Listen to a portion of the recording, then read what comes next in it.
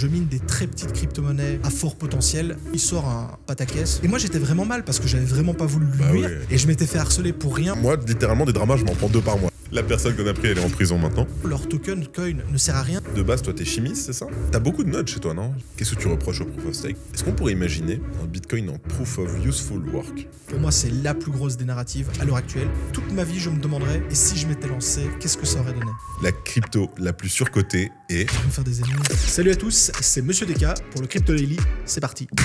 Let's go.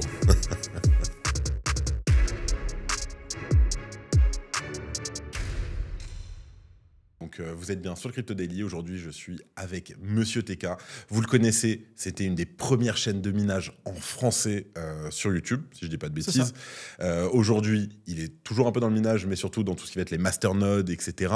On va parler de plein de cryptos différentes. Kevin, comment tu vas? Super bien, et toi? Ça va. Je peux t'appeler Kevin, il n'y a pas de problème. Bien sûr, il n'y a aucun souci. Les gens, ils t'appellent comment? Tiens, TK, Kevin? TK maintenant. En fait c'est très rare qu'on m'appelle par mon prénom maintenant. C'est vraiment devenu TK, mais les deux me conviennent. Pourquoi TK? TK, en fait, c'est tout simplement parce que quand j'ai dû créer un pseudo pour la chaîne YouTube, justement, en fait, on te dit, bah, il faut avoir un pseudo, un nom. Et j'avais aucune idée parce que à l'époque, voilà, c'était pas du tout. Je m'étais pas dit, tiens, je vais monter une chaîne YouTube, donc j'ai fait ça sur le côté. Ouais, vite fait. Et j'ai repris mon pseudo de jeu vidéo, donc c'est Monsieur TK pour Team Kill. Et donc en fait, c'est de là que ça vient. Et alors maintenant, TK, c'est souvent associé à la bière aussi, la triple carmélite. Et donc c'est là triple carmélite. Le truc qui rime. Aujourd'hui, t'es plus là-dessus. Voilà, mais toujours. Si je dis pas de bêtises, de base, toi, t'es chimiste, c'est ça? Ouais. Wow. Exactement. J'ai un master en chimie, donc c'est mon métier. J'ai travaillé pendant presque un peu plus de 11 ans dans une boîte de chimie. J'étais dans le département recherche. Et en fait, j'ai fait de la crypto-monnaie sur le côté. Et puis, bah, j'en ai fait ma passion, mon métier. Et me voilà. Bah, tu vas nous raconter justement, parce que je veux rentrer un peu plus dedans, là, dans comment de chimiste on devient mineur. Vas-y, raconte-nous. Alors déjà, comment ça s'est... donc, t'es chimiste, t'es en Belgique, hein, t'as vécu ta vie en Belgique. Comment t'as découvert la crypto déjà? Alors, la première fois que j'en ai entendu parler, c'est comme beaucoup, j'en ai entendu parler bien avant. Donc, j'en ai entendu parler en 2013. Okay. Sauf qu'en 2013, je venais de me lancer justement dans mon travail de chimiste. J'étais en train de regarder pour louer des appartements, etc. Oui, c'était clairement pas le moment de se dire, tiens, j'ai de l'argent, entre guillemets, à perdre, hein, je mets de gros guillemets, pour investir dans la crypto-monnaie. Donc là, je laisse passer cette opportunité, mais je connaissais déjà, j'avais déjà un peu compris comment ça fonctionnait, à quoi ça servait, etc. etc. Et par la suite, c'est réellement en 2016 que là, de nouveau, on parle encore une fois du Bitcoin. Le Bitcoin faisait les gros titres. Et je me dis, tiens, allez, cette fois-ci, j'y vais un peu plus, je creuse un peu. Et en fait, c'est comme beaucoup de personnes, hein, je suis tombé d'une certaine façon dans le terrier du lapin blanc de Bitcoin. Et en fait, j'ai commencé vraiment à creuser, à m'y intéresser. Ça m'a poussé de plus en plus à aller plus loin au niveau de mes recherches, découvrir tout l'écosystème. Il n'y a pas que Bitcoin, etc. etc. Et c'est ce qui m'a amené aujourd'hui à avoir justement cette chaîne YouTube autour de ça pour vulgariser justement l'écosystème. Aujourd'hui, toi, tu as une chaîne YouTube de à peu près 80 000 abonnés, tu as 100 000 abonnés sur Twitter, tu es présent sur Insta, TikTok, etc. Oui, je suis présent. Oui, tu fais tous les jours sur TikTok les 1 minute, récap en 1 minute. Yes. C'est clairement YouTube et Twitter, mes réseaux YouTube principaux. Et Twitter. C'est même toi ceux que tu utilises le plus, oui, voilà. le plus souvent. Est-ce que avant d'avoir des réseaux crypto, tu étais sur d'autres réseaux? Tu vois, tu me disais que ton gamer tag, c'était TK Team Kill. Tu faisais quoi avant? J'étais donc sur les forums, mais de jeux vidéo. C'était quoi tes jeux? À l'époque, moi je suis un grand fan de la série Battlefield. J'ai commencé au tout début. Si. Ah non. Pas Call of Duty, Counter-Strike aussi, 1.6, okay. Counter, tout ce qui était... Beaucoup les FPS, les jeux de stratégie, la série Total War et tout ça. Ah ouais, donc t'as pensé... Ça, c'était avant que tu deviennes chimiste, pendant tes études, etc. En fait, j'ai toujours été... Même encore à l'heure actuelle, je suis toujours un gamer, je passe mon temps là-dessus. Enfin, je veux dire, quand j'ai du temps libre, tu te fais une petite game, partie, je suis bien content. Quoi. Battlefield, j'ai jamais adhéré. C'est trop grand, c'est trop long. C'est ce que j'aime, justement. Ah, c'est ce que tu... Moi, je trouvais que... Enfin, tu sais, parfois, avant de tomber sur un mec, il peut se passer 3-4 minutes, et là, juste, tu te balades et tout. T'as jamais joué à Arma? Arma, c'est 30 minutes, 40 minutes, tu te prends une balle, t'es mort, tu recommences. C'est pire. Non, j'ai jamais joué. Au moins, Call of, tu vois, c'est direct. Tu rush B, merci, au revoir, hop, tu reviens. Ouais, je vois. T'avais lancé une chaîne YouTube à l'époque, déjà dans les jeux vidéo ou pas du tout? Allez. Non, c'est pas que j'avais lancé. En fait, j'avais essayé comme beaucoup. Je m'étais dit, tiens, j'adore jouer aux jeux vidéo. Tu t'es dit, je vais streamer peut-être? Je vais streamer, et pour le coup, j'étais pas trop mauvais. J'étais pas très bon non plus, mais j'étais pas trop mauvais. Donc, je me dis, tiens, je vais essayer d'animer des lives. C'était notamment déjà à l'époque sur Twitch. Mais ben, voilà, j'avais pas la fibre, ça prenait pas, et il y avait pas de viewers ni rien, donc ça n'a jamais pris. Mais j'ai toujours aimé justement ce côté live, tourné, face etc., caméra. etc. Voilà. T'as toujours été à l'aise face caméra. J'ai toujours été à l'aise. Je ne me suis, voilà, il y en a par exemple qui, à juste titre, je comprends totalement, qui ne se montrent pas, par exemple face caméra. Bien sûr. Et moi, depuis le début, je suis parti du Day principe. one, tu voilà, t'es montré. T'étais dox quand même ou non? Enfin, donc on voyait ta tête, mais on connaissait ton nom, ton prénom. On connaissait pas ça, mais si on cherchait un peu, on Si pouvait tu les retrouver. cherchais, Voilà, c'était pas non plus hyper secret, quoi. Ok. Tu sais que j'ai une anecdote avec toi. Aïch, Et je crois que tu n'es pas au courant. Aïch, c'est pire alors. Il y a très longtemps, avant que vraiment je commence à être en crypto, même à faire du contenu, je bossais pour une boîte qui s'est dit tiens, on va commencer à regarder le minage, etc. Et donc, de fil en aiguille, j'étais tombé sur ta chaîne, bien sûr, et je t'avais envoyé un mail en mode salut, on est corpo, on aimerait faire du minage, installer une petite ferme au bureau, on a de l'électricité qui arrive, etc. C'est super. Est-ce que tu peux bosser avec nous? Et tu m'avais répondu, tu m'avais dit coucou, etc. Mais bon, je pense que tu as dû avoir beaucoup de demandes. 150, ouais. Bien sûr. Et tu m'avais répondu. Et on n'était pas passé avec toi parce que je sais que je t'avais dit, OK. Tu m'as dit, ouais, je viens de Belgique, c'est un peu compliqué, etc. Nous, on était déjà sur Paris. Et donc, on avait pris quelqu'un d'autre. Spoiler, on aurait dû aller avec toi. La personne qu'on a pris, elle est en prison maintenant. Ah, mais c'est embêtant. C'est plus embêtant. Je sais pas si il est encore en prison. Ouais, il est encore en prison, tu vois. Donc, d'accord. Mais le pauvre. Et bon, voilà, c'était la petite anecdote. La petite anecdote. On est en quelle année au moment où tu commences à lancer ta chaîne? La chaîne 2018. En fait, donc en 2016. C'est OG quand même, c'est old school. C'est-à-dire que moi, je considère que non, parce que je connais ceux qui bien sont sûr, là ceux de qui étaient là 2013, de 2014. Mais 2013, c'est vrai que quand tu dis. Moi, j'ai commencé en 2016 la crypto. Donc vraiment, en 2016, je me lance et ça. Et à l'époque, en fait, Tu te lances comment? Par le minage. Par le minage, en fait. Donc, ok, tu mines en 2016 quoi. Directement. En fait, en 2016, je me dis, tiens, les crypto-monnaies, ça m'intéresse. Le truc, c'est que à ce moment-là, c'est pas comme maintenant où ça paraît totalement évident et ça. C'est difficile d'en acheter, etc. Peut-être. C'est difficile d'en acheter. Et puis, mauvaise réputation déjà. Très mauvaise réputation. Et tu te dis, ouais, et si ça s'effondre, et si ça tombe à zéro, et ça. Et accessoirement, j'ai pas, à ce moment-là, t'as pas un capital à mettre. Voilà, j'ai pas de l'argent à perdre. Et donc, c'est là que je découvre en fait le minage, en voyant qu'avec une machine, donc un ordinateur, il y a moyen de miner de la crypto-monnaie. Et ça tombe bien parce que moi, j'ai. Gratuitement. Voilà, d'une certaine façon, tu l'as gratuit. Le PC, moi, je l'ai, parce que comme je suis gamer sur PC, j'ai une grosse bécane pour pouvoir essayer ça. Et donc, je me dis, plutôt que d'acheter de la crypto-monnaie directement, je vais plutôt en miner. Et donc, je faisais tourner, en fait, quand j'utilisais pas mon PC, je le faisais tourner donc la nuit, la journée quand j'étais au boulot, ça, pour miner de la crypto-monnaie. Et à l'époque, je minais une crypto que tout le monde, enfin, qui n'était pas super intéressante bien. Ça s'appelait Ethereum. Mais à l'époque, en 2016, Ethereum, c'était pas la folie comme on la connaît actuellement. C'était pas ça. Et donc, un petit truc. C'était un petit truc. Moi, Ethereum, au début, je m'étais dit, ouais, c'est pas possible, on peut pas générer du cash avec sa machine. C'est un scam, ça va finir à zéro, je vais être le dindon de la farce, quoi. Okay. Et que maintenant, tu te dis, ouais, il fallait le voir, quoi. Il fallait le voir. Et surtout, il fallait le tenir. Il fallait le tenir, il fallait avoir confiance. Combien il était, Ethereum, quand tu as commencé à le miner? Ethereum, donc au tout début, je me rappelle Ethereum, c'était aux alentours des $12 et Bitcoin 600, plus ou moins. Donc Bitcoin, déjà, tu avais mis de côté Bitcoin en mode... tu minais du Bitcoin ou tu t'es dit, bon, c'est déjà trop cher? Bitcoin, c'était déjà pas plus possible. On était déjà sur ASIC. Donc moi, j'étais déjà, comme j'avais un PC, j'étais direct à la carte graphique. Ouais, ok. Et donc là, tu as carte graphique, Ethereum. Carte graphique, Ethereum, et puis quand je vois la bonne époque d'Ethereum. La bonne époque, et je vois que ça fonctionne bien. Je vois que ça fonctionne même bien. Et alors au début, je me dis, tiens, je découvre à ce moment-là les rigs de minage, donc les installations de minage. Mais pareil, j'ai pas envie de trop mettre d'argent ni rien. Donc au début, j'avais fait un monstre. J'avais tout modifié, tout bidouillé mon PC pour pouvoir mettre plusieurs cartes et tout. Ça ressemblait à rien. Mais c'était les débuts. Ça marchait, c'était les débuts. Tu avais déjà des connaissances pour monter, démonter un PC, etc. Tu savais le faire? Ouais, je suis passionné d'informatique depuis que je suis tout petit. Donc, c'est vrai que les PC, depuis que j'ai 12 ans, je les monte, je les démonte, je choisis mes composants et tout. Donc, c'était évident pour moi que ce serait un côté facile, quoi. C'est quoi ta première vidéo sur la chaîne? Genre là, maintenant, si je vais sur Monsieur TK, je prends la première vidéo. La toute première vidéo... Qui parle minage, quoi. C'est sûr. Je crois que la deuxième, c'était un commentaire. Je commentais un reportage qui avait eu lieu sur France 2. La toute première, ça devait être donc c'était sur le minage. Je me présentais en disant qui je suis et ce que je fais de ça. Mais je sais plus le sujet abordé. Je sais que dans les toutes premières, j'ai expliqué ce que c'était un pool de minage, comment miner, quelles étaient les bases et de ça, quelle carte choisir à l'époque. Ça a bien marché au début? Ou c'était un peu poussif? Non. Tu faisais ça en mode je m'en fous, ça marche pas. C'est clairement. Moi, j'ai jamais commencé YouTube en me disant tiens, je vais en faire un métier ou j'ai envie que ça marche. Je l'ai fait vraiment sur le côté en me disant bah tiens, en fait, c'était pour arrêter de me répéter 150 fois sur les mêmes Discord, les mêmes forums pour expliquer la même chose. Je me suis dit, tiens, je vais le filmer, comme ça j'enverrai un lien aux gens. Et en fait, c'est de là que c'est venu, quoi. Et donc le but, c'était pas... T'avances. La crypto-monnaie, c'est une niche. Le minage, c'est la niche dans la niche, quoi. Donc si tu te dis, je vais me lancer sur une chaîne YouTube et je prends le minage pour faire des milliers d'abonnés et de ça, t'as choisi le mauvais secteur. C'est à quel moment que tu vois que la petite config que tu as réussi à faire chez toi, ça marche un petit peu? C'est à quel moment que tu dis, OK, maintenant, je vais prendre de l'argent, je vais le mettre dedans et je vais miner?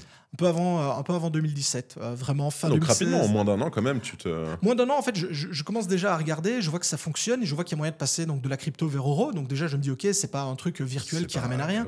Et à ce moment-là, je me dis, tiens, je vais investir du matos, parce que je m'étais même dit, dans le pire des cas, si ça marche pas, le matos, je le garderai pour moi. Et donc, c'est là, donc très rapidement. Et puis, j'ai eu la chance que fin 2017, on a le premier bull run que moi j'ai connu, qui était le bull run de 2017.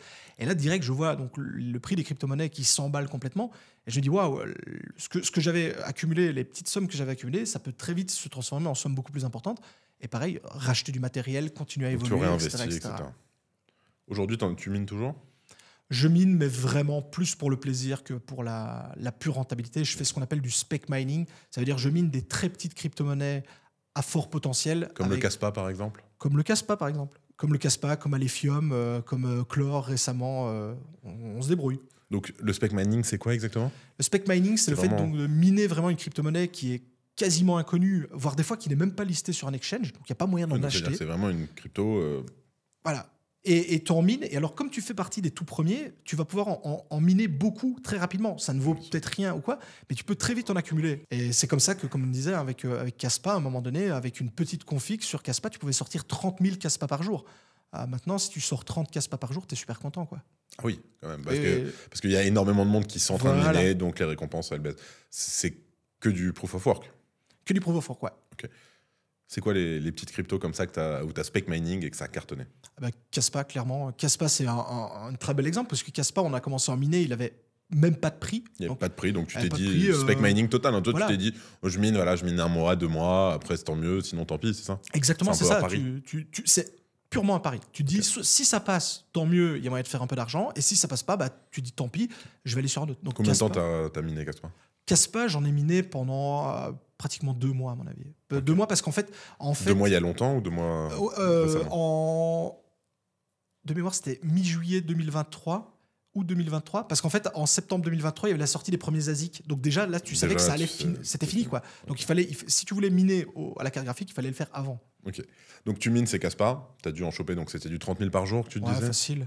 T'en as fait quoi? T'as vendu? T'as gardé? Comment? J'ai vendu... là, maintenant, j'ai vendu la totalité. Mais ça y est, là, t'es sorti? Ouais, en fait, j'avais vendu petit à petit sur la hausse. Oui, c'est vrai que maintenant, tu connais. Tu vas pas te faire avoir à tout vendre sur une première bougie. Voilà, c'est ça. Et c'est aussi un peu le jeu du spec, quoi. En gros, si tu mines pendant 1 mois, si c'est pour gagner 100 €, tu dis, bah non, ça valait pas la peine, quoi. Le but, c'est d'aller justement chercher de gros multiplicateurs, si c'est possible, bien entendu. Ok. Donc, tu revends tout. Tu fais un très gros bénéfice. Je peux te demander combien, à peu près? Un gros bénéfice. Plus qu'en dizaines de milliers? Ouais. Ok, magnifique. Et t'en as d'autres, des coins comme ça, j'imagine? On a fait Alephium il n'y a pas longtemps. Alephium qui est pareil, passé, lui, je crois que quand on a commencé à en miner, on était à 15 centimes. Et là, au top, il a tapé 3 $. Là, il est à 2,50 $. Donc, pareil, t'as miné quelques mois. C'était quand? J'en mine toujours, lui, par exemple, un petit peu. J'en mine toujours. Okay, donc Alephium, toujours mais forcément, t'en fais beaucoup moins qu'avant. Donc là, c'est moins intéressant. Ethereum, tu le mines plus? Ethereum, c'est plus possible, non. Mais on me pose encore la question. J'ai encore des questions sur des YouTube où on me dit, écoute, j'essaie de lancer le minage Ether et ça fonctionne pas. C'est pas une blague. Est-ce que tu aimes créer du contenu tous les jours? J'imagine, si tu le fais depuis aussi longtemps. Ouais, c'est quoi qui te pousse à continuer? J'aime bien parce qu'en fait, j'ai toujours un truc à raconter. En fait, des fois, c'est vrai que je me force un peu à trouver des sujets, vraiment, parce que j'essaye quand même d'avoir des sujets qui parlent de l'actualité, parce que c'est vraiment, si je voulais parler d'un sujet de fond, j'ai largement de quoi tenir une année complète. Maintenant, expliquer la différence entre les paiements PPLS et PPLS+, par exemple, dans le minage, à l'heure actuelle... Je sais même pas ce que c'est. En gros, quand tu es dans le minage, c'est super intéressant, mais sortir une vidéo là-dessus, à l'heure actuelle, ça va intéresser personne, donc ça veut dire pas de vues. Surtout, encore une fois, les vues, on s'en fout. C'est l'algo YouTube qui va se dire, oh, tiens, il fait une vidéo qui bide, ça n'est pas intéressant, etc., etc. Donc, c'est un peu ça, en fait. Des sujets de vidéo, j'en ai des tonnes, mais des sujets de vidéo qui sont super intéressants à un instant T, c'est beaucoup plus difficile. Il faut savoir timer son sujet. Il faut savoir, voilà, il y a des moments où, bah, par exemple, typiquement, quand c'était le top du top, le minage d'Ethereum, c'était le bon moment pour sortir des vidéos sur le minage Ether, comment ça allait. T'en sortais une, là, bingo. Voilà, tu savais que ça allait être bingo. À l'heure actuelle, voilà, sortir des vidéos sur le minage, hormis sur des coins très spécifiques pour le spec mining, c'est beaucoup moins intéressant parce que tu peux plus vraiment faire un bon vieux minage de fond comme on le faisait avant, par exemple. Okay. Effectivement, ouais, c'est ça, tu vois, c'est des codes qu'on ne sait pas. Exact. YouTube ne te le dit pas vraiment comme ça. Tiens, un petit conseil pour un YouTuber qui commence. 3 conseils. Il y a ce qu'on appelle les interactions fortes et faibles sur YouTube. Donc, peut-être que tu connais pas, donc je t'apprends ça. Donc, en gros, par exemple, quelqu'un qui met un like, c'est une interaction faible. Ça veut dire qu'un like ou même un dislike, c'est pareil. Pour l'algo, c'est pareil. En fait, un like ou un dislike, c'est pas compliqué. Ça demande un clic, les gens le font. Pour l'algorithme YouTube, ce sera, on va dire, un bon point. Un commentaire, un simple commentaire, même le gars qui te met juste merci, c'est une interaction forte parce que ça veut dire que le gars a pris la peine de cliquer, d'écrire, même s'il a juste mis un mot.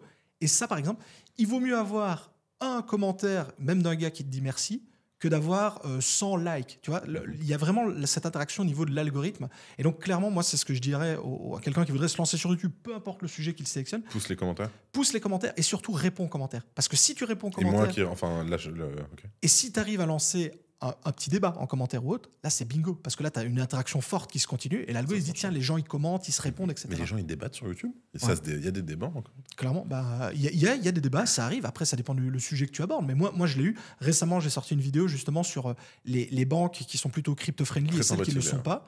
Et ben, les gens disent, ah, moi, j'ai retiré là, ça a été. Là, j'ai essayé, ça n'a pas été. Là, mon banquier m'a appelé. Donc c'est... Ok, magnifique. Premier conseil. Premier conseil. Alors, attends, on va l'utiliser tout de suite, ce premier conseil. Un commentaire plutôt qu'un... Enfin, un like, c'est bien, mais s'il y a le commentaire, c'est beaucoup mieux. Voilà. Si vous aimez TK, mettez un cœur. Si vous n'aimez pas TK, mettez un cœur cassé en deux. Voilà. Comment tout de suite. Je ferme l'algo. Deuxième conseil. Deuxième conseil, il faut faire des titres accrocheurs, mais pas putaclic.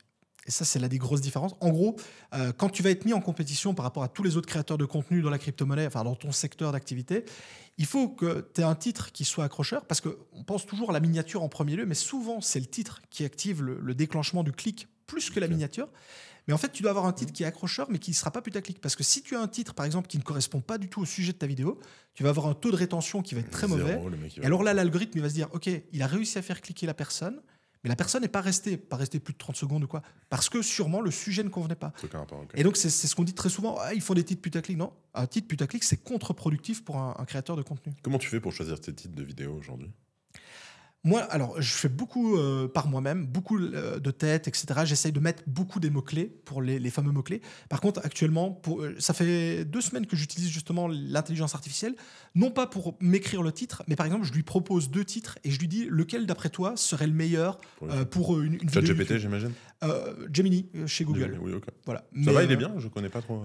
Moi, je l'adore. C'est lui que j'utilise énormément. J'aime beaucoup sa façon de fonctionner. Et donc, voilà. Et alors, il dit, je préfère ce titre-là parce que... c'est Google pour YouTube. Bah oui, ça marche bien. Il connaît le truc. Ok. Voilà. On va aller voir Gemini. Titre long, court.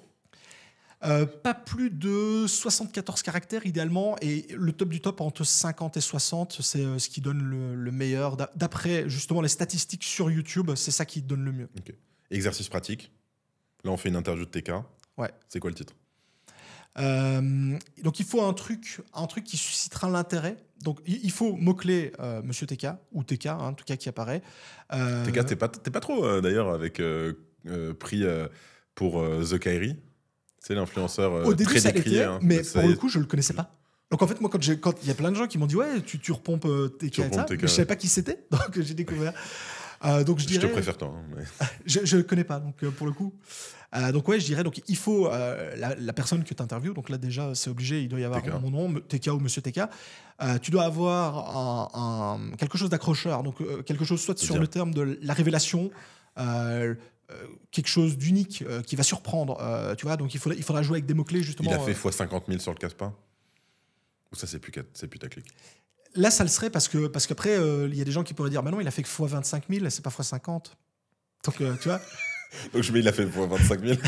Non, mais par exemple, tu vois, c'est un exemple. Non, les chiffres, généralement, ça aide beaucoup, mais je trouve que c'est embêtant. Sauf si tu fais des tops, tu vois, top 5, top 10, là, à la limite, ça pourrait être. Mais il faut susciter l'intrigue, l'intérêt de la part du viewer, sans rentrer dans le putaclic. Ok, bon, on te soumettra un titre Voilà, et tu nous diras on verra. Si tu le valides. Et dernier conseil?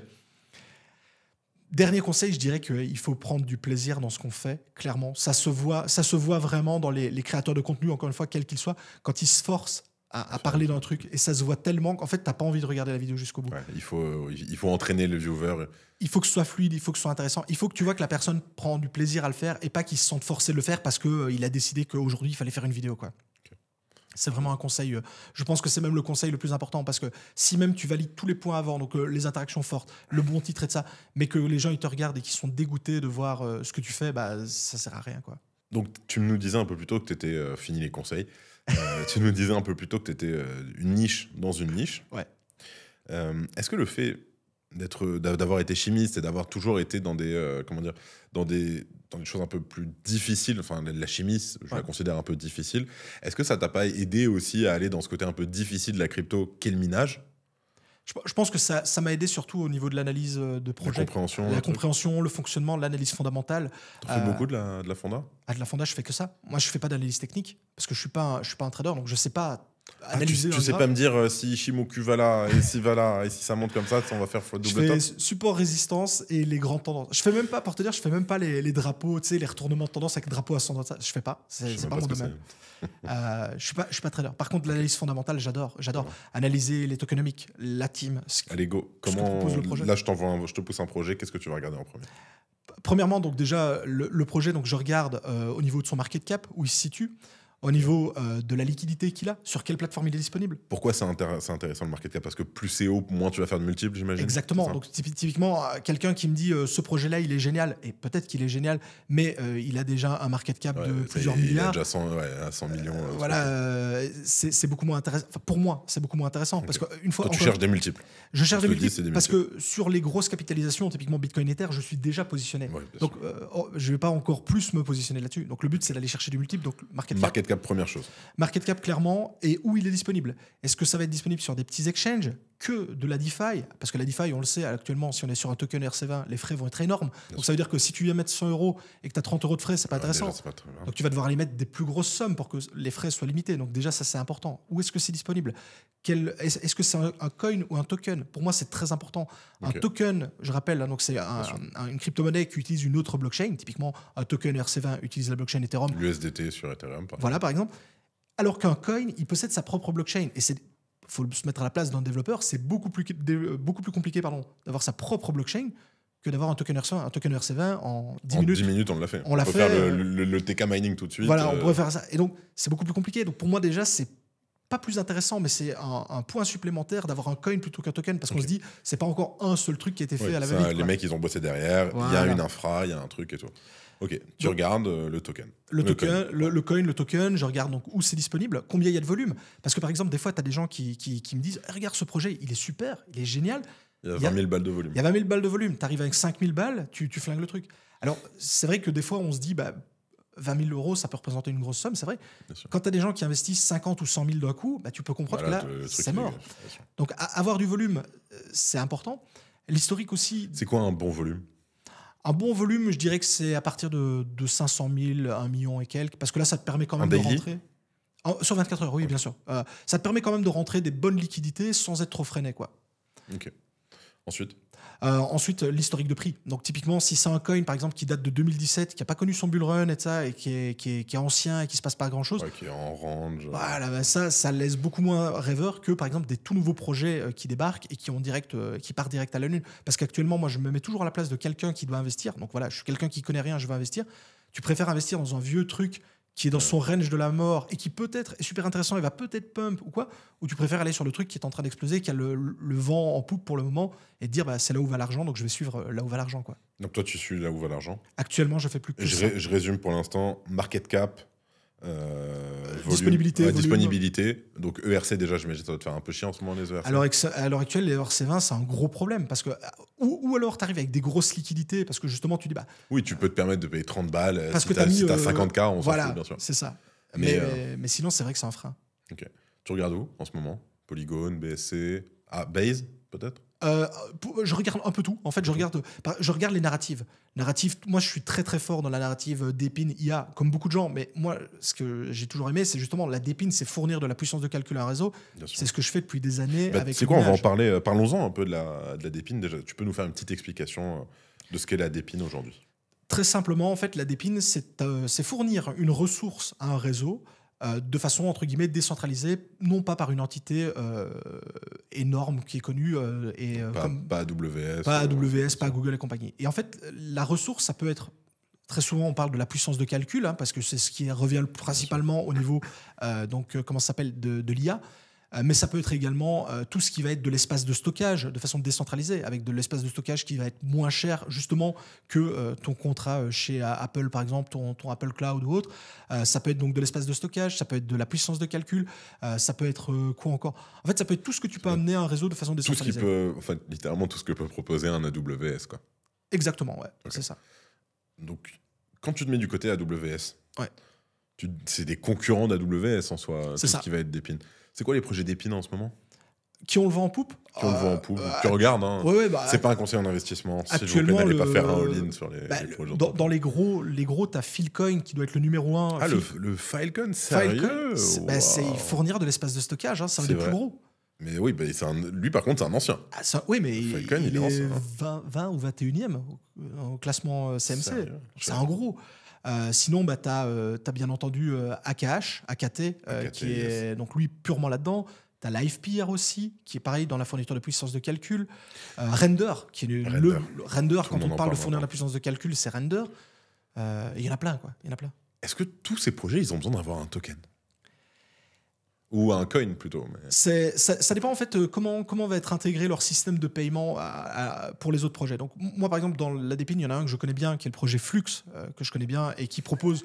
Mais lui il propose son coin sert notamment de moyen de paiement. Donc lui pour le coup tu as la possibilité de payer directement en monnaie fiat, mais tu as des avantages et notamment des réductions si tu payes dans le token. Donc il y a un intérêt. Et c'est leur blockchain aussi. C'est leur blockchain. Et tu as les frais de transaction qui sont payés. Voilà exactement. Donc tu as un intérêt à avoir ça. Est-ce qu'il y a absolument à chaque fois besoin d'un coin ou d'un token? Je pense pas, mais il y en a beaucoup qui l'utilisent comme un moyen de paiement pour leur infrastructure. Tu te rappelles qu'on avait fait le jeu, toi et moi, sur Twitch de Alex B. On avait fait un live, un jeu, et j'avais perdu sur cette question à la toute fin. Une crypto qui commence par F. Franchement, j'avais géré tout le truc. Et là, j'ai dit crypto qui commence par F, qu'est-ce qu'il me veut et tout. Et là, il sort le flux. Je dis non. C'était ça. C'est sympathique ce jeu-là. C'était très bien fait. Qui suis-je? Ethereum. Non, Flux, il en a 15 000. Et c'est Flux. En effet, c'était Flux. Et c'est ce que je disais. Et du coup, MDR.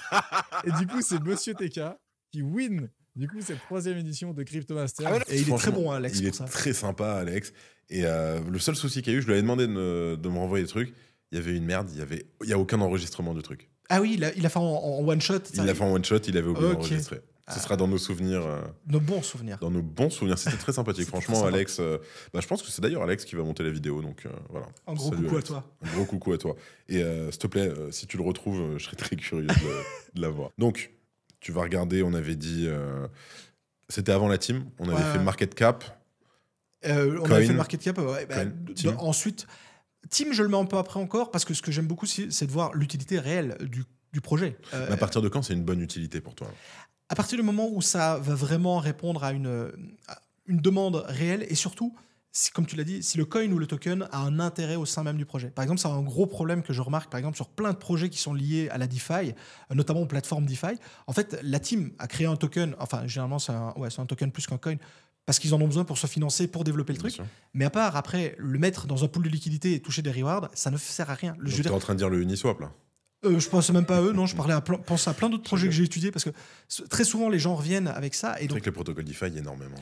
Il y en a énormément et ils se battent tous pour la même chose et c'est très bien. Mais en fait, la plupart du temps, leur token coin ne sert à rien si ce n'est le mettre dans un pool de liquidité pour faire des échanges. Il y en a quelques-uns où tu as des réductions sur les frais les frais de swap ou des fois tu touches une portion des fees. Mais même ça, c'est encore très léger. Donc en gros, c'est plus un mécanisme pour lever des fonds et se financer qu'un système vraiment où tu vas avoir l'utilité du coin ou du token au sein même de l'écosystème. Ok. C'est quoi tes dernières recos là, que tu as fait? Voilà, on est vendredi, on est en fin de semaine là. Est-ce que cette semaine, tu as vu un token en particulier, un projet, tu t'es dit, tiens, ça peut être intéressant, j'aime bien ce truc-là? J'ai beaucoup aimé, c'est un membre de la communauté qui me l'a partagé. Donc là, pour le coup, j'y suis vraiment pour rien. Mais après, j'ai fait l'étude derrière. C'est Soil, S-O-I-L, un projet. Donc j'ai commencé à le creuser, j'ai pas encore tout vu, mais au niveau des stats, tout est intéressant. Il a déjà commencé à pumper, malheureusement, et je ne sais pas dessus, donc ça a été plus vite. Mais de ce que j'ai vu, le peu que j'ai vu dessus, ça m'a hypé de fou. Et je me suis dit tout de suite, le gars qui a trouvé ça, voilà, le membre de la commu, pour le coup, je crois qu'il a eu vraiment le nez creux.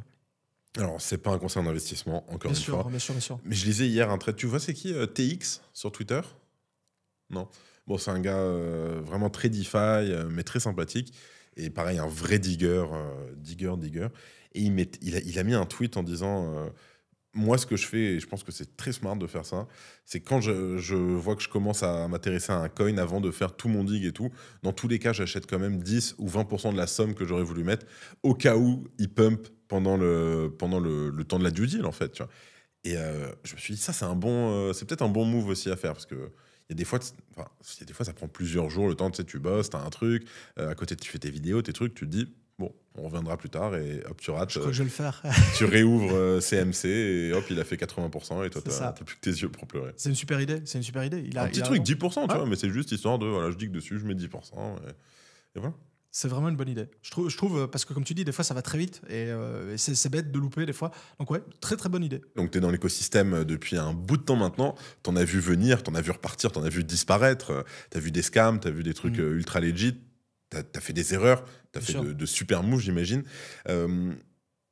Mais je pense qu'il y a un point quand même qui est différent aussi avec toi, c'est que tu es le fait que tu sois en Belgique et que tu sois peut-être un peu moins baigné dans Paris. Comment tu vois aujourd'hui toute cette synergie qu'on arrive à avoir entre tout un peu créateurs de contenu, etc., francophones, européens sur la crypto? C'est vrai que pour ça, comme je bouge quand même pas non plus énormément, bah c'est vrai qu'il y a plein de fois où j'ai l'impression, à mon niveau, hein, de rater pas spécialement une opportunité, mais un moment qui aurait pu être sympa. Un moment sympathique. Voilà, parce que tu te dis, bah ouais, le problème c'est que voilà, tu te dis, bah, il faut encore prendre le train, il faudra encore prendre un hôtel, etc. Donc ça met, entre guillemets, vite beaucoup de contraintes pour le truc. Et donc, c'est sûr que si j'étais, à mon avis, si j'étais sur Paris, je ferais beaucoup plus de choses que ce que je fais à l'heure actuelle. Sachant qu'en plus, à l'heure actuelle, la crypto-monnaie en Belgique, c'est pas non plus la folie. On n'est pas du tout au même niveau que la France, au niveau... dans l'avancée, dans le truc. Au niveau des gens qui s'y intéressent, quoi. Je veux dire, comme tu dis, en France, tu vas à un endroit, tu trouveras forcément des gens qui s'y intéressent et ça. Nous, c'est encore relativement tabou et ça. Donc, c'est vrai que tu passes encore un peu pour un ovni, quoi. Et pourtant, vous avez eu De Buckler qui en a fait beaucoup parler récemment. Enfin, il y a 2 ans maintenant. Mais... Ouais, non, pareil, j'ai eu la chance de le rencontrer. C'est vraiment un gars qui est super. Mais pareil, il a eu... Moi, je valide totalement son move, justement, de dire je prends une partie. On rappelle ce que c'est son move. Il a décidé, je crois, pendant 6 mois ou 8 mois. Alors, Christian ou Christophe De Buckler? Christophe De Buckler, ouais. Christophe De Buckler, qui était député belge. C'est ça, il l'est toujours. Il l'est toujours. Il a décidé d'avoir son salaire pendant une période entre 6 mois et 1 an que en Bitcoin. Hein, c'est ça. Et en fait, le but, c'était vraiment de prouver aux gens que c'était pas une arnaque. Et c'est vrai que quand il l'a annoncé, ça a fait grand bruit. Ça a fait grand bruit dans toute l'Europe. Dans toute l'Europe, tout le monde en a parlé. Mais au final... C'est dommage d'ailleurs pour lui, je trouve, mais ça n'a pas eu d'impact majeur, si ce n'est à ce moment-là, quoi. Maintenant, c'est terminé, plus personne n'en parle, quoi. C'est redescendu un peu. Exact. Et donc, toi, toujours un plaisir de se croiser, bien sûr, TK. Je retourne sur la question juste avant, où on l'a vu, il y a énormément de drama, quand même, qu'on se le dise, entre les créateurs de contenu. Tu te positionnes comment là-dessus? Tu te dis, oh, ils font chier avec leurs conneries, oh, parfois ils ont raison. Tu les vois pas et tu t'en fous, c'est quoi toi ton... Donc les voir, enfin ne pas les voir, c'est difficile de pas les voir, mais c'est vrai que c'est difficile de pas les voir. C'est difficile, mais étonnamment, c'est vrai que je suis très peu touché, très peu concerné. C'est vrai que je les vois, donc j'assiste au truc.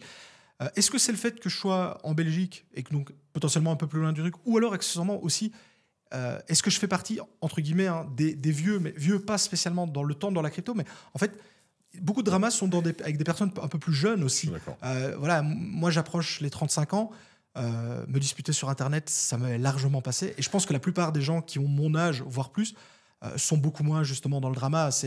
Voilà, je pense que ça joue. T'es pote avec beaucoup de youtubeurs, hein, qu'on se le dise. On fait des petites soirées, des trucs, etc. C'est qui au début les premières personnes que tu as rencontrées dans l'écosystème? J'imagine Owen, peut-être, Asher? Flo. Florent Gabriel, Ouais. le Blob. Ouais. Celui-là, là. Celui-là. Ouais, lui-même. Ça fait 40 minutes qu'il est derrière le fauteuil pour cette blague. Ok, et donc il y a eu Flo, qu'on salue. Flo aussi, et Jus, forcément, les deux Jus, inséparables. vas-y, Jus, sors. Génial. Les deux inséparables. Ouais, en fait, comme on disait, le minage, c'est la niche dans la niche. Et donc, Il n'y en avait pas beaucoup. Il n'y en avait pas beaucoup. Et contrairement aussi à d'autres secteurs, et là, je parle même pas que de la crypto, mais en fait, plutôt que de se dire on est des concurrents dans le domaine, on s'est tous dit potes. on est plutôt tous être potes. Et en fait, quand tu regardes les créateurs de contenu sur le minage, c'est plus une grande famille que des mecs qui se disent oh, moi j'ai l'exclusivité sur ça, moi je parle de ça avec ça. C'est vraiment une grande famille, on s'entend tous très bien. C'est vrai qu'aujourd'hui, moi je connais un peu moins bien que toi, mais je les connais un peu tous et on passe toujours des bons moments. Je passe notamment à Juju, à. Comment il s'appelle? La ferme du mineur, c'est quoi son Le coin prénom? du mineur. Le coin du mineur. Ouais. J'ai oublié son prénom. Sébastien. Maxime, Jean-Jean, bien sûr, qu'on salue tous, bien sûr.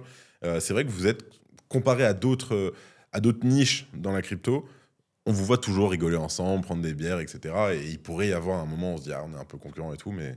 On l'est indirectement parce qu'on parle deux fois de choses en commun, mais il n'y a jamais eu, en tout cas, j'ai pas eu cette impression qu'il y ait eu une course à se dire. Voilà. Etc. On est en quelle année quand tu rencontres Florent, Julien, ou quand tu commences à rencontrer des gens vraiment au tout début? Ça devait être, ouais, peut-être pas au tout début, pas en 2016-2017, parce que là, j'étais encore vraiment tout seul, mais ça doit être 2018, quelque chose comme ça, quoi. Okay. Ton premier event, tu t'en rappelles? Ouais, ça devait être un meet-up sur Liège, la ville où j'habite. Okay. Un meet-up où j'ai rencontré les premières personnes. Crypto du coin. Crypto du coin, vraiment en petit comité sympa autour d'un verre, discuter, etc., etc. Je me souviens que on était, à ce moment-là, c'était vraiment l'explosion aussi. On était mi-2017, donc ça commençait déjà à bien pumper au niveau des cryptos. Et je me souviens que je m'étais inscrit à la dernière minute et la salle était comble. Et je m'étais dit, waouh, ça va toujours être comme ça. Spoiler alerte, ça n'est pas tout le temps comme ça. Ok. À quel moment, qu'est-ce qui a fait que tu t'es dit, ok, je vais arrêter mon travail donc, de chimiste et je vais me lancer, je vais faire que ça, etc. Donc c'était en septembre 2021. Donc la décision avait été prise avant, hein, mais j'ai clôturé mon job en septembre 2021. En fait, c'était tout simple. J'étais confronté à un choix qui était donc soit je continue à faire des vidéos sur YouTube au rythme que je fais, mais pour ça, je suis obligé d'arrêter mon travail parce que pour le coup, je suis vraiment tout seul derrière YouTube. Enfin, pareil. Montage, tout. J'ai juste un graphiste qui me fait les miniatures. Tout le reste, c'est moi tout seul. Donc, je suis vraiment. C'est moi qui réponds sur les réseaux sociaux. C'est moi qui fais le montage, le tournage, l'écriture de mon script, etc., etc. Donc, en fait, je m'étais dit, soit si je veux garder soit j'arrête, soit faut que j'y sois. Ou alors, si je devais garder mon ancien travail, il fallait que je diminue complètement ma charge de travail. C'est-à-dire que c'était plus une vidéo par semaine, c'était une vidéo par mois, etc. Je pouvais pas faire autrement. Et en fait, je me suis vraiment dit, si je le fais pas, si je me lance pas à fond dans la crypto, je vais regretter. Toute ma vie, je me demanderais, et si je m'étais lancé, qu'est-ce que ça aurait donné? T'as fait le choix. Et j'ai fait le choix, et pour le moment, je le regrette pas. Je reviens juste une minute en arrière. Tu nous as parlé de ton Mini Maker. On a parlé juste avant de drama. Je crois que tu as compris de quoi je vais parler. Oui. Il y a eu une histoire sans récemment. le vouloir en plus. C'est la première fois, franchement, je t'avais jamais vu dans un des soucis et tout. Et là, il y a l'histoire avec Julien Roman et la mine. Qu'est-ce qui... Et j'y étais pas. C'était quoi l'histoire? En fait, si tu veux, donc c'est simple. Le graphiste que j'ai est malade et peut pas me sortir la miniature à temps pour la vidéo. Donc moi, il faut savoir que je sors tous les jeudis à 17h une vidéo. Quoi qu'il arrive. Quoi qu'il arrive, le malade, jeudi, pas malade, le jeudi 17h. Il y a une vidéo. Et le problème, j'ai pas de miniature. Le problème, c'est que vraiment, au niveau de ma rétention d'audience, encore une fois, de ça, c'est vraiment devenu une institution pour les gens. À 17h, le jeudi, il y a la vidéo de TK. Donc, moi, je suis quasiment obligé de la sortir. Tu vois, je me dis, si je décale ou quoi, ça va être catastrophique. Compliqué. Ça va être vraiment compliqué. Et donc là, arrive le moment où je me dis, bon, qu'est-ce que je fais? Je me dis, bah, ok, j'ai pas de minière. Mais je dis, la vidéo, elle est bonne quand même, le sujet est intéressant, je vais quand même la sortir. Et mon gars qui fait la miniature me dit, t'inquiète pas, j'essaierai de te la faire demain ou après-demain. Donc, ça allait être une période de temps très courte avec une mauvaise miniature. Okay. Au début, j'essaye de faire un truc avec l'intelligence artificielle, ça ne donne rien du tout, c'est dégueulasse, donc ça va pas. Et donc, à un moment donné, je commence à scroller et à chercher des illustrations sur Google Images, tu vois, vraiment en mode... en mode dernière minute, voilà, mais dernière il minute, faut, il faut quelque chose, quoi. Et là, je trouve une miniature avec un fond noir, une fusée, et je crois qu'il y avait un multiplicateur et ça. Et ça tombe bien parce que mon sujet, c'était comment dénicher des pépites, etc., etc. Et en fait, cette miniature-là, je vois qu'elle provient, effectivement, je capte tout de suite qu'elle vient d'un site internet, parce qu'à ce moment-là, je ne sais pas qu'elle vient de chez Julien. Et elle est reprise par, je ne sais plus si c'est Bean Crypto ou quoi, enfin, soit. Ça vient d'un site. Bean, yes. C'est ça. Et je vois le truc, et je me dis, bon... c'est quoi, je vais la mettre, 24 heures, ça va passer. Je mets ma miniature, le truc, la vidéo tourne bien, pas de problème. Tu vas dormir, tu te réveilles le lendemain, c'est la guerre. Je vais dormir, et il faut savoir que moi, je suis pas habitué au drama. Hein. Vraiment, même moi, je me suis dit, mais comment est-ce que c'est possible TK, il se retrouve dans un drama et là, je vois, effectivement, donc je vois que je suis commenté retweeté par Julien Roman, qui me dit sympa le vol de miniature, etc. Et là, vraiment, sur le moment, je comprends pas, parce que pour moi, j'ai pas volé de miniature à Julien, parce que je l'ai pris sur le site. Oui, c'est bien. Et donc, quand même, je regarde un peu, je scroll, etc. Et tu trouves là. Et là, je vois le truc, et là, je vois effectivement, il avait partagé et tout. Et alors, pour le coup, il sort un pataquès, je sais pas comment le dire autrement, mais il sort une histoire de fou.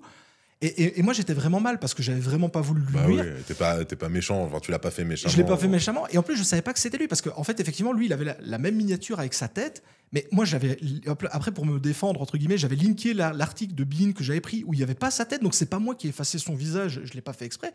Et donc, je m'excuse vraiment, tu vois. Et je dis, je suis vraiment désolé. Je l'ai pas fait exprès. Dès que j'ai la bonne miniature, je change et tout. Mais le mal était fait. Et alors, en fait.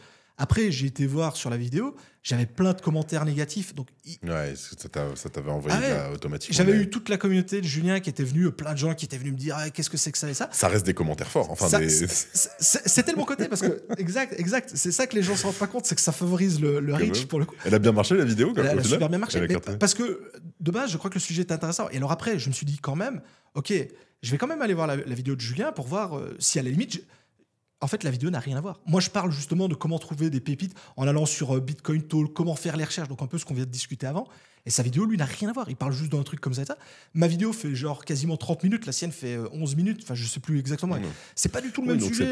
Il y avait juste à la limite une miniature qui était en commun. Et encore, pour le coup, voilà, elle est changée la miniature. Et j'avais pas compris le drama et ça. Et le bon côté que j'ai eu quand même, c'est ça que j'étais. Donc au début, forcément, je me suis pris toute la vague de haine. Ça m'a fait. Comme je suis pas habitué, j'ai pas trop apprécié. C'est la première fois que tu te prenais une vague de haine? Deuxième fois, je pense. Il y a une fois, j'ai eu un truc parce qu'il y a eu une mauvaise compréhension avec une personne qui avait fait une vidéo sur le minage, justement. Et j'avais dit un truc en humoristique deuxième degré, ça avait été pris premier degré.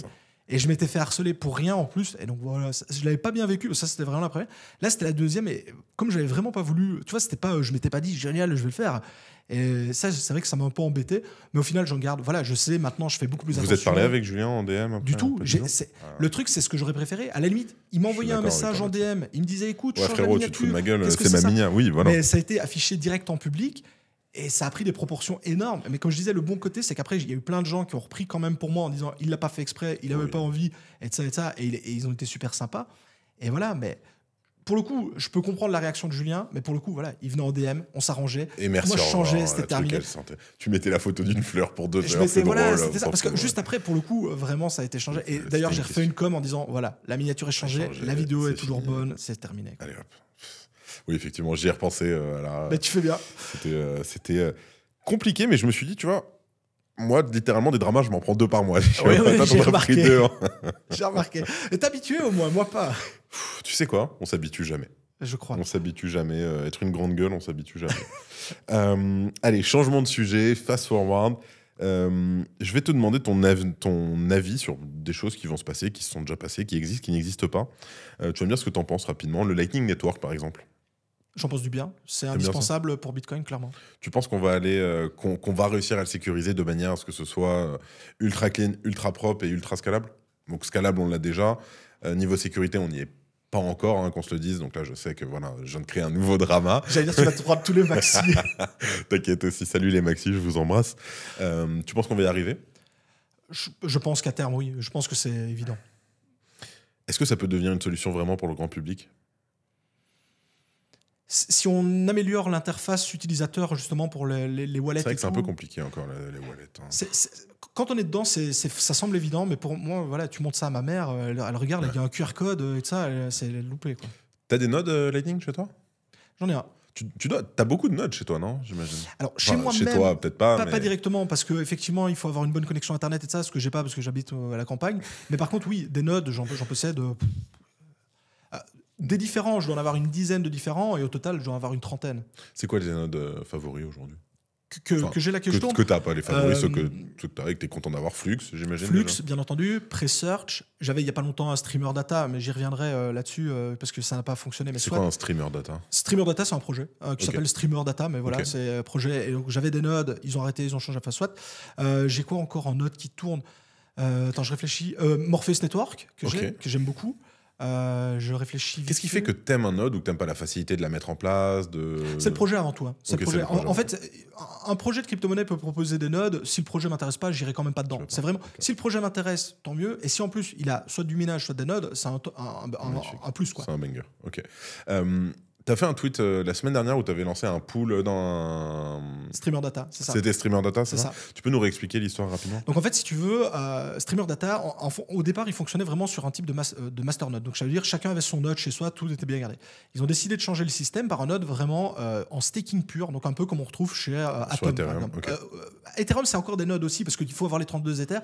T'as le liquide et tout ça. Mais donc vraiment comme Atom, tu peux déléguer un node validateur. Et donc je me dis, tiens, je vais essayer de monter le node validateur. Et comme ça, je pourrai avoir un node pour la communauté et les gens pourront venir déléguer sur mon node vraiment comme un truc. Donc avant, c'était chacun pour soi, là, c'était un truc collectif. Donc je me dis, je vais faire ça. Je monte le node, tout fonctionne bien pendant plusieurs heures, ça fonctionne. Je me dis, bon, ça fonctionne, grande communication sur les réseaux, je fais un truc communautaire, c'est super génial, etc., etc.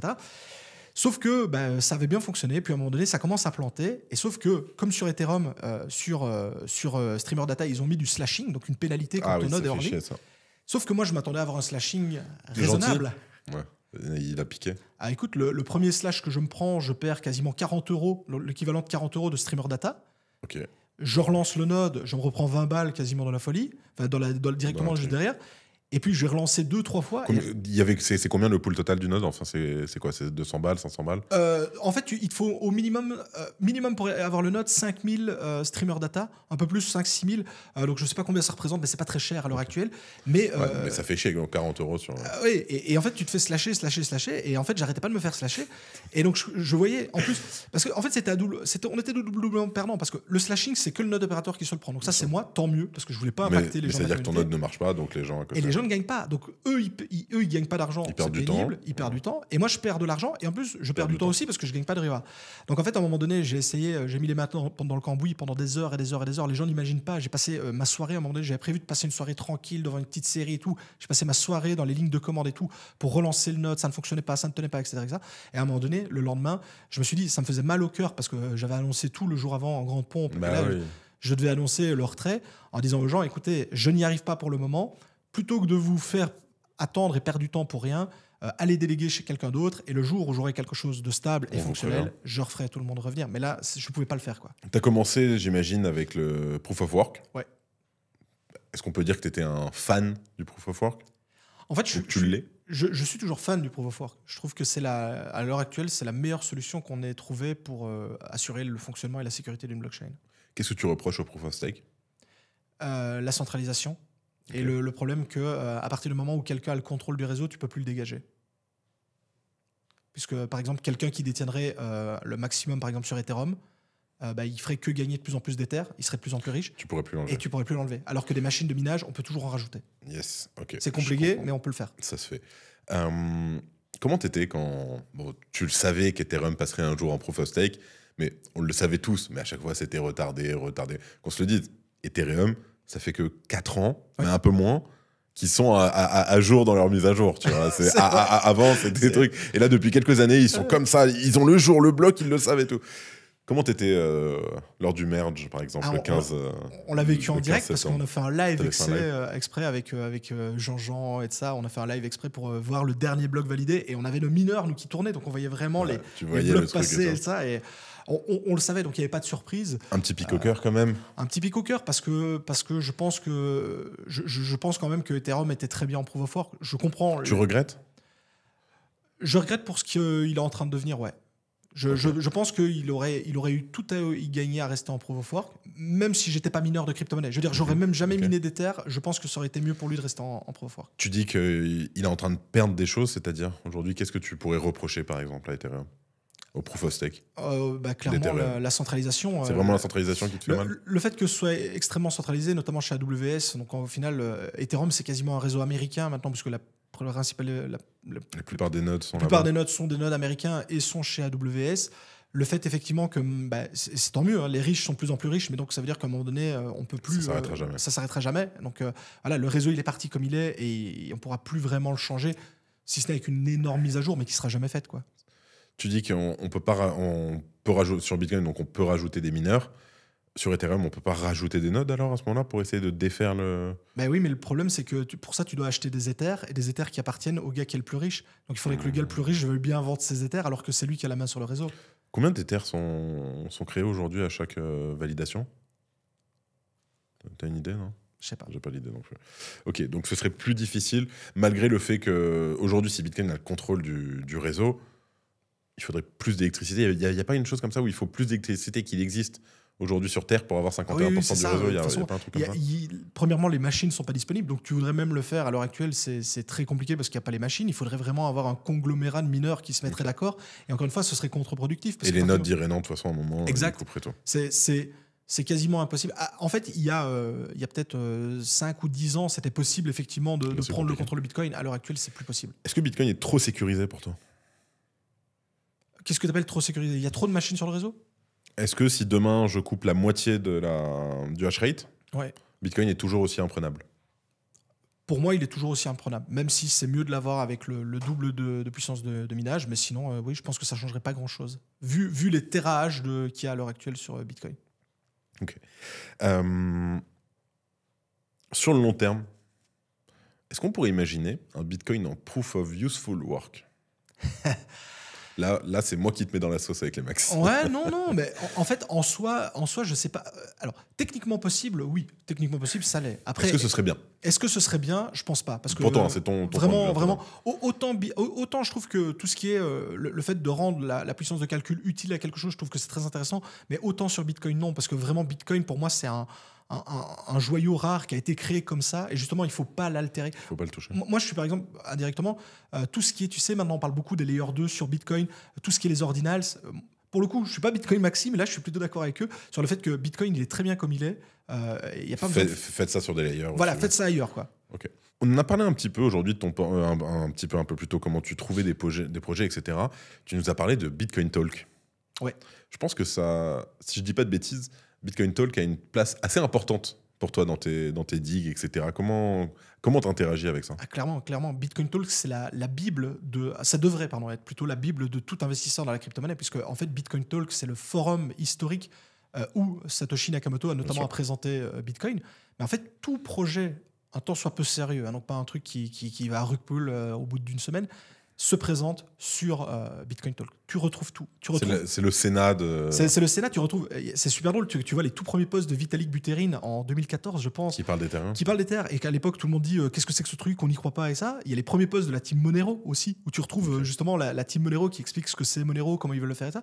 Donc en fait, à partir du moment où tu as un projet un tant soit peu sérieux, il doit avoir sa présentation sur Bitcoin Talk. Même si c'est sur Polygon, sur Avalanche, etc., tout le monde y va. Et les gens le font quand même. Il y a beaucoup de projets qui se présentent sur Bitcoin Talk. Il y a énormément de projets qui se présentent. Ils se prennent pas des grosses tartes par les... Ah si, parce que justement... Tu sais que tu vas te prendre une tarte sur Bitcoin Talk. Tu sais que si tu présentes vraiment un projet qui tient pas la route, comme tu as des vrais old guys sur le truc qui sont là depuis le début, tu as des gars qui vont te démonter, qui vont dire ça c'est red flag, ça c'est un problème, ça va pas. Mais accessoirement, je pars du principe que ton projet est legit, ça peut être aussi un sacré boost pour toi, parce que tu dis ok, ça il faut qu'on le retravaille, ça il faudrait l'améliorer, ça il faudrait le changer. Je t'ai jamais... Tu parles sur Bitcoin Talk ou juste tu regardes? Juste viewer. Okay. J'ai un compte, mais je l'utilise. Je crois que j'ai commenté 2-3 trucs, mais très peu. Moi j'y vais souvent quand je dois faire des recherches pour des vidéos, des trucs, etc. Et oui, effectivement... il pourrait améliorer l'UX. S'il vous plaît, faites quelque chose pour l'UX. C'était à la mode en 2010. Même faire une search, un search, c'est compliqué. Oh là là. C'est pas très sexy. Hein. Très pratique quand même. Aujourd'hui, comment tu construis un portfolio? Ton portfolio idéal, disons, aujourd'hui, c'est quoi? Idéalement, Bitcoin, clairement. Bitcoin majorité? Bitcoin, 50% et plus? 50% et plus, ouais. Okay. J'ai fait la grosse erreur pendant des années de ne pas avoir de Bitcoin, parce que comme beaucoup, je disais mais c'est déjà trop cher. C'est trop cher, ça va pas faire de gros multiples ni rien. Mais accessoirement, quand le marché se casse la figure, c'est aussi lui qui perd le moins. T'es bien content d'être sur Bitcoin. Donc Bitcoin, clairement. Ethereum, j'en ai, ça représente une part de mon portefeuille, mais clairement... En pourcentage, tu pourrais nous dire à peu près?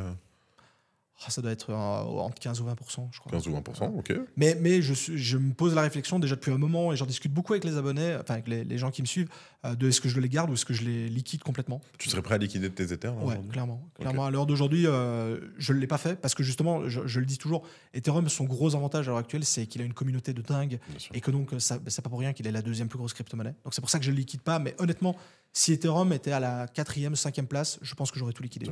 Ok. Donc ça. Et alors beaucoup maintenant, moi je suis sur 3 grosses narratives qui semblent évidentes maintenant, mais je suis dessus. Pas il y a un an et demi, 2 ans. Donc qui est notamment la dépine et l'IA. Ça c'est clairement pour moi c'est la plus grosse des narratives à l'heure actuelle. Donc tout ce qui est fournir de la puissance aux intelligences artificielles et directement les intelligences artificielles. Tout ce qui va être les RWA, la tokenisation d'actifs du monde réel. Alors ça peut être tout. Donc les RWA, ça peut être aussi bien les actions, les entreprises, de l'immobilier, tout. Tu regardes tout? Je regarde tout, je m'y intéresse. Alors j'en profite. L'interview est sponsorisée par Realty. Est-ce que c'est quelque chose que tu regardes, Realty? Typiquement, oui. Typiquement, oui. Immobilier tokenisé, clairement, ça me parle. Ça me parle puisque c'est pratique. C'est pratique puisque on a beaucoup ce problème de ne pas avoir des centaines de milliers d'euros à investir dans un bien immobilier pour le mettre en location parce que c'est un sacré... Et les papiers, et les notaires, Bien et sûr. le prêt de la banque, et le remboursement, bien sûr. Et donc Realty, c'est pour le coup, c'est vraiment le cas pratique où tu peux investir une beaucoup plus petite Alors, somme. je t'en voudrais pas si tu me dis non, il n'y a pas de souci. T'es utilisateur, par exemple, de Realty? Oui. Ok. C'est vrai, hein? Très petit peu. Non, pour être honnête, oui, très Il peu. n'y a, mais, pas de souci, tu me dis non, il n'y a aucun souci. Ok, donc RWA, Dépine. Et alors, moi, j'ai pris le pari, qui est un pari assez fou, de miser sur ce qui est la supply chain, donc la chaîne d'approvisionnement, la traçabilité, le suivi, etc. VeChain.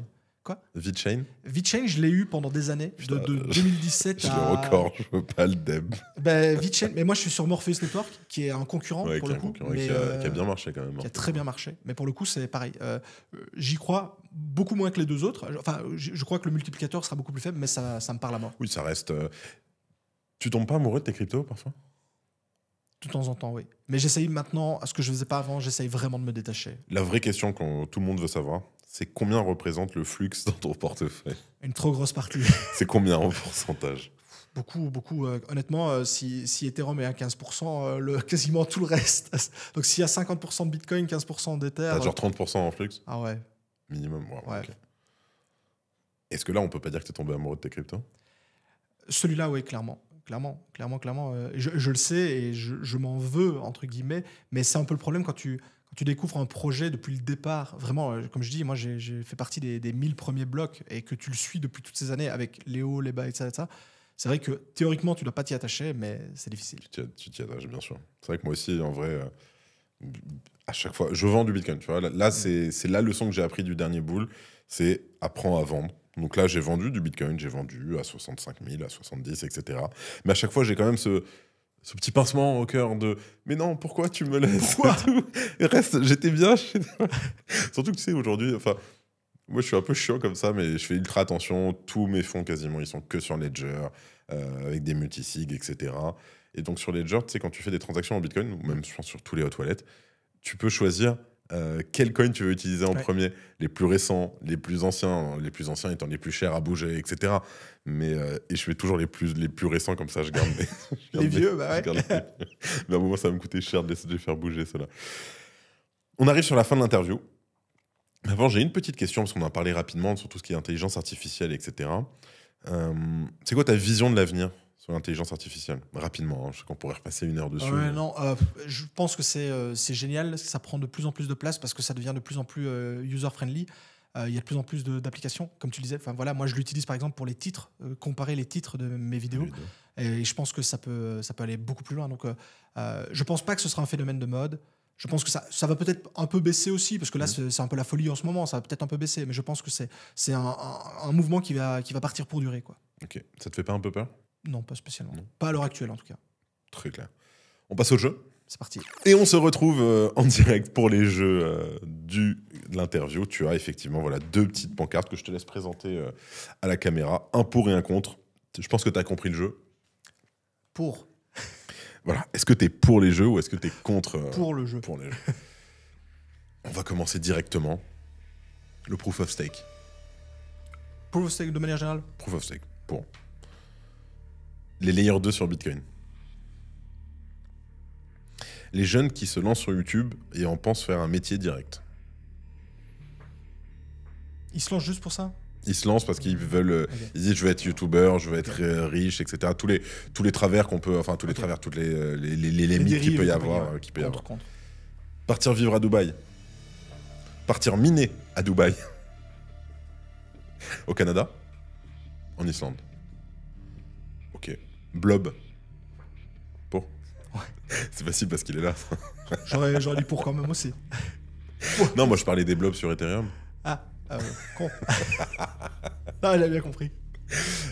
Les NFT. Pour. Les NFT de singes. Oh, contre. Les shitcoins. Pour, parce que c'est rigolo. Les shitcoins de chiens. Les shitcoins de Shiba. Je te pose maintenant des questions.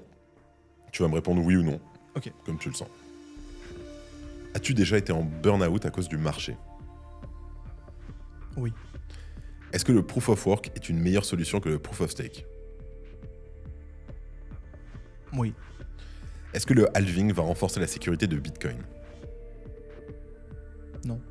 Est-ce que la spéculation est un danger pour le secteur? Non. L'intelligence artificielle se développe-t-elle trop vite? Non. Utilises-tu encore les exchanges centralisés? Oui. Crois-tu à l'analyse technique? Oui.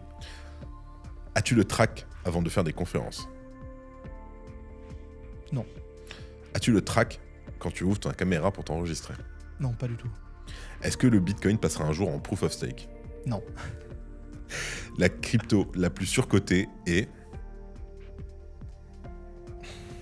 Je vais me faire des ennemis. Tu dois répondre. XRP, Ripple. Je vais me faire des ennemis, mais tant pis. J'assume. J'aurais pu dire Cardano. Tu veux te faire 2 fois plus d'ennemis. Ma plus grosse erreur en crypto est... de ne pas avoir clairement suffisamment vendu au bull run, au précédent bull run. J'ai beaucoup trop holdé. J'aurais dû vendre beaucoup plus. Kevin, c'est la fin de cette interview. Merci beaucoup, j'ai passé un super moment. Je pense qu'on aurait pu faire 1 heure de plus là. Je pense facile. C'est pas grave, on va enchaîner après, de toute façon, on va en discuter. Merci à toi, merci d'être venu, merci d'avoir été aussi sympathique comme ça pendant l'interview. C'est toujours un plaisir de se croiser, de toute façon, qu'on se le dise. C'était Kevin et Benjamin pour le Crypto Daily. Si vous êtes encore là, s'il vous plaît, abonnez-vous. Alors allez, il va vous le dire. Abonnez-vous et n'oubliez pas de mettre un commentaire pour une interaction forte. Oui, voilà, n'oubliez pas la question. Si vous aimez Monsieur TK, vous mettez un cœur. Si vous l'aimez pas, bah, vous mettez un doigt d'honneur, ce que vous voulez. On sait tous. De toute façon, en vrai, il y a beaucoup de gens qui t'aiment pas, genre vraiment. Tu t'envoies des haters comme ça tous les. Je pense qu'on peut pas plaire à tout le monde, mais. Oui, mais franchement. Je connais peu. Ouais, voilà, c'est ça. Même les haters, je les aime bien. Voilà, qu'est-ce que c'est mignon, mais voilà. Mais même les haters, il va boire des bières avec vous. Qu'est-ce que vous voulez de plus? C'est vrai. Donc en tout cas, voilà. Merci beaucoup d'avoir suivi. Abonnez-vous au Crypto Daily, abonnez-vous à Monsieur T4 si vous voulez retrouver ce qu'il fait. C'est super, c'est sur YouTube tous les jeudis à 17h. Les liens sont en description aussi. Et voilà, c'était Benjamin et Monsieur TK pour le Crypto Daily. Et moi, je vous dis à très vite. Ciao tout le monde.